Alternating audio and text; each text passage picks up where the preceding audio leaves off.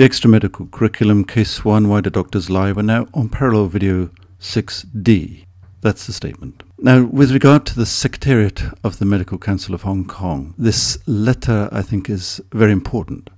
And I'm going to another file here. It was two separate formal complaints. And the first complaint related to the use of the non-quotable and fictional qualifications in an official job application, and the second was the misleading information on the website. Both of these complaints are linked by a perceived intent to deceive with the objective of gaining an advantage. Dr. David Wong has higher law degrees. He's an MPS associate, implying a profession of good standing and integrity. He's written books and papers on legal issues, and as such, these unlawful and unprofessional actions cannot be excused as oversights or clerical errors. I also make the declaration that I had made an initial formal complaint about his lack of competence and poor professional behavior in April of 2011, and over 1 year later, Dr. David Wong So-Yan made a formal complaint that I had physically assaulted him. This is an allegation that I have consistently and unequivocally denied, and state that it is both false and malicious. So then we carry on with the hospital internal investigation, senior counsel's response to that, and we can speed up the film. So then I go to a statement of intent. And I think that quite a few people will find this most extraordinary that I have done this, but I make these formal complaints to the Medical Council of Hong Kong as they concern specific verifiable actions that are both unprofessional and dishonest and bring the medical profession into disrepute. I also report them to the hospital authority.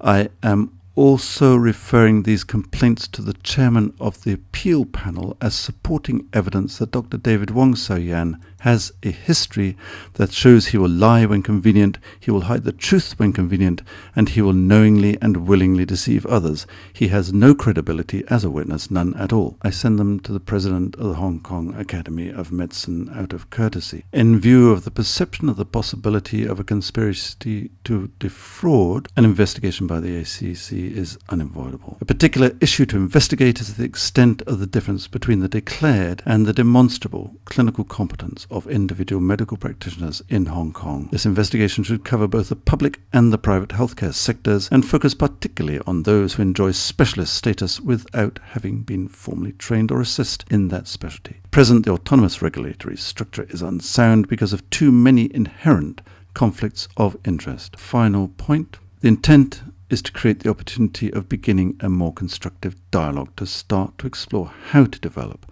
a more effective medical workforce and healthcare system for the people of Hong Kong. In any system of medical regulation where the prime motivation of control is the self-interest of the profession rather than the care and compassion for the public and the patients, there will be such behavior as outlined above. Hong Kong can remain as an example of outdated and anachronistic medical and professional ethics, or it can be honest, accept that there are major structural problems and address them with some urgency. The alternative must be loss of autonomous professional regulation. So then I go over the details of the complaints and just present them with the incontrovertible facts. That is fiction.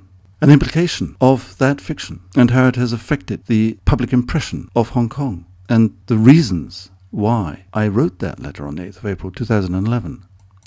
And the response, the lack of response, cover-up, the continued protection of a person who lacks clinical competence, who demonstrates bizarre behavior, must be the focus of a public inquiry into the breakdown of clinical governance at the Prince of Wales Hospital Department of Surgery under the stewardship of Professor Paul Lai.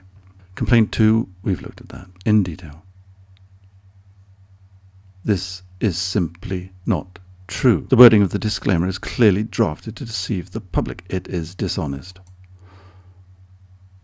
It was sent a year ago today. That was the covering letter. This is all in the file. Feng Hong clearly leaves the clinical governance of the Department of Surgery in the hands of Paul cocks up. There's the website. There was quite some confusion, though, in terminology, and this poor old author who's talking about the growth of cosmetic surgery in Hong Kong and talking about over 30 qualified specialists being appointed by the government. Limitation of actions for defamation, 6 years. The other people who know, of course, the chairman of the hospital authority, that was important to alert him to what was going on up in the north. But I don't expect much. And comparing him to the formidable Arthur Lee, you need somebody tough to clear up the mess that the hospital authority finds itself in. But the medical profession is even worse. A formal complaint about the maladministration in the Department of Surgery, the adverse effects on clinical governance, patient safety and quality issues. I was asked to include those second 2 points because nobody seems to know what clinical governance is. But any response? No. And the letter to the ICAC, they sent an acknowledgement on the 4th of March 2014. Any further response? None.